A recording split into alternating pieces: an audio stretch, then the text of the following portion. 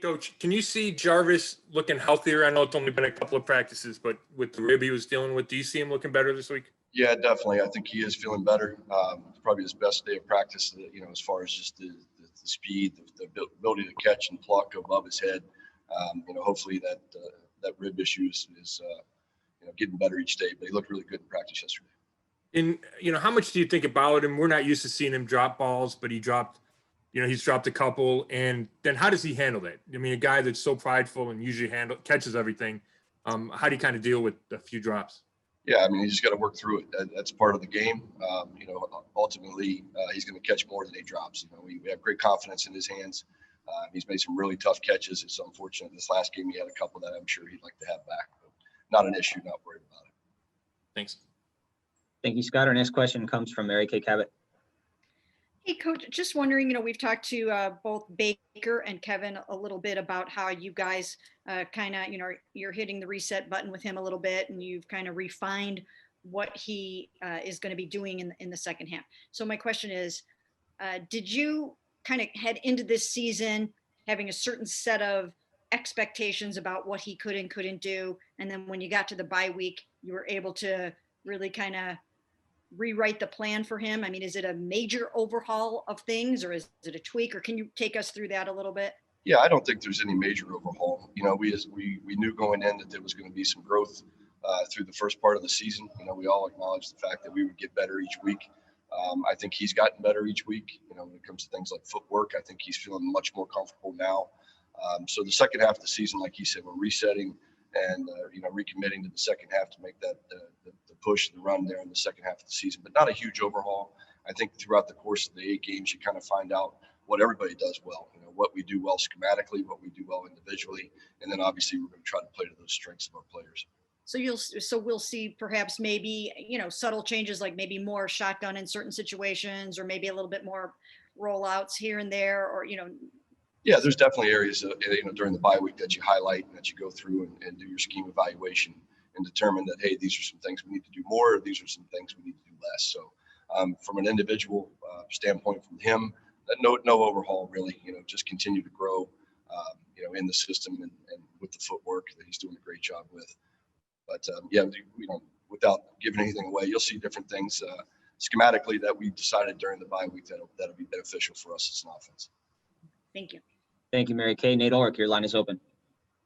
Hey, Coach. How's Nick Chubb look to you? And do you think it's reasonable to expect the Nick Chubb we're used to seeing here in the second half of the season? I hope so. I hope he looked good yesterday in practice. He got some touches, which was great to see him back out there.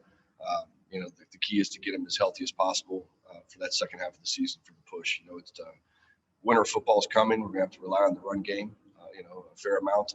And to have him healthy and full of energy there for the second half is important. But he did look good yesterday, and excited to get him back in the mix hopefully this week. Jeff Shadell will have our next question. Looks like you're getting Austin Hooper back too. So what does he do for you that doesn't always show up on the stat sheet? Hoop's a very headsy player. A lot of the things that he does a lot of the dirty work that goes unseen.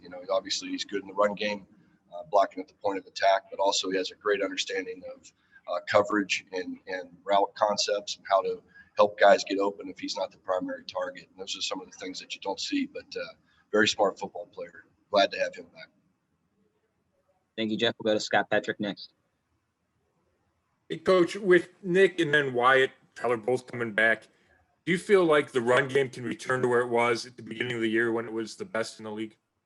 Yeah, that's our thoughts. We want to get that reestablished. We started strong and we kind of, didn't hit our marks in the last few games, but getting everybody back and healthy here, hopefully in the second half, we get back on track to where we started the season. And what do you think you missed most when Nick wasn't in the lineup?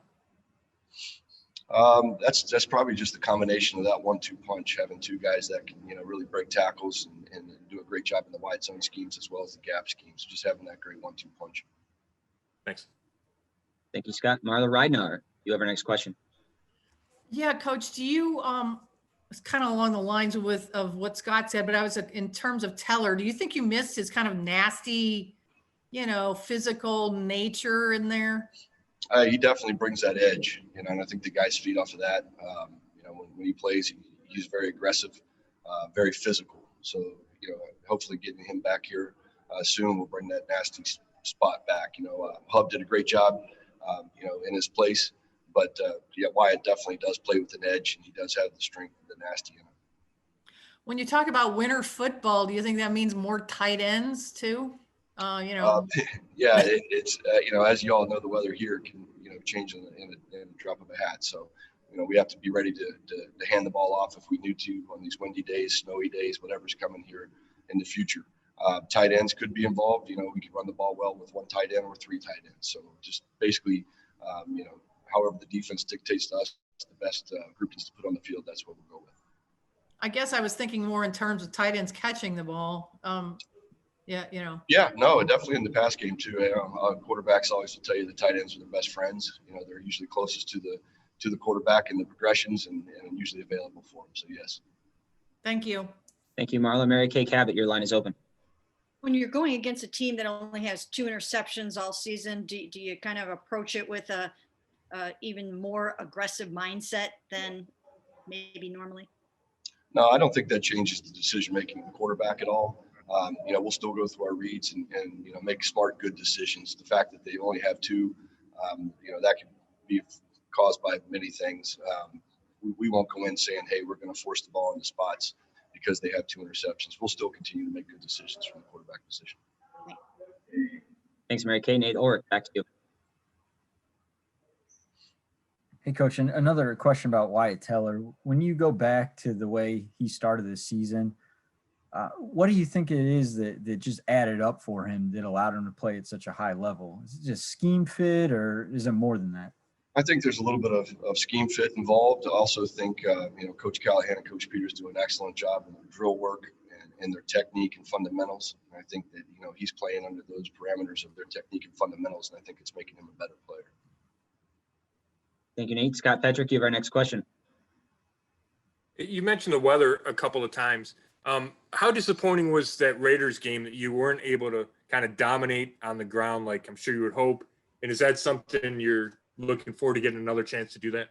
Yes, absolutely. We'll be in those games again.